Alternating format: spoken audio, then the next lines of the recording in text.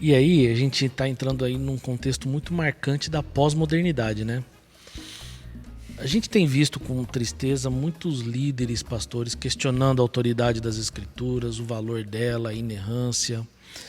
A gente tem percebido o liberalismo entrando no seio de muitas igrejas, inclusive mudando a forma como o papel das escrituras influencia a vida da igreja.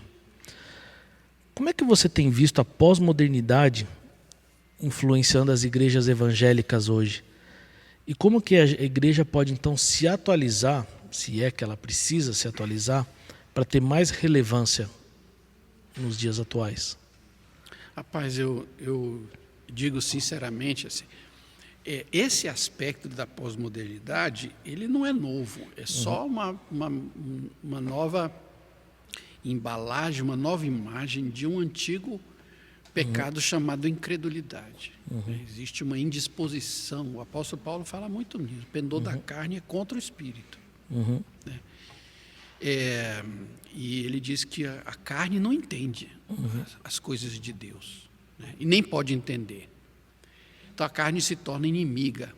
Então a pós-modernidade a indisposição, a rebelião do pensamento pós-moderno contra os absolutos da palavra de Deus.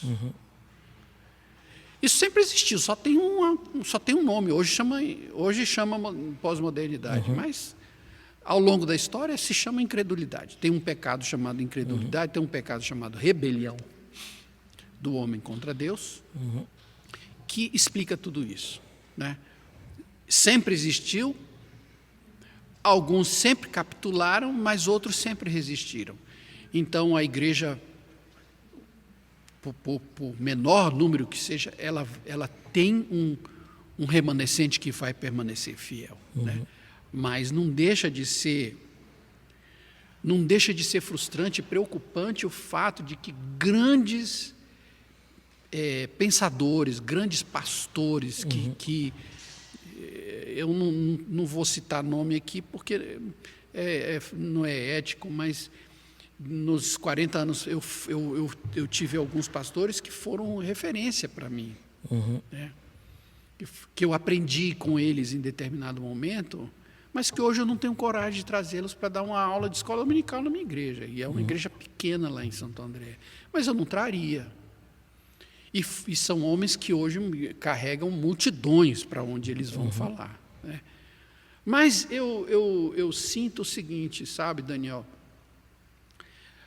Um dos maiores desafios da igreja, do pregador, do pastor, é ser fascinado pela singeleza e simplicidade devidas a Cristo.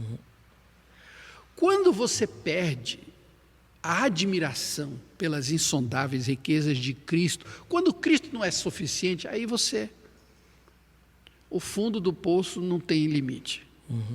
Aí você está aberto para qualquer coisa. Se você perder Cristo de vista, aí você vai fazer qualquer coisa, até, né, fazer igreja que não tenha nenhum compromisso ético nem moral, né? Pode vir aqui, que aqui a gente não dá bola para isso, não. Pode vir. Mas a Escritura não tem essa dúvida, não, né? Então, são tempos difíceis. Muitos serão enganados, né? Então, eu penso que esse é a grande tentação do século XXI. É você abrir mão da singeleza e simplicidade devidas a Cristo.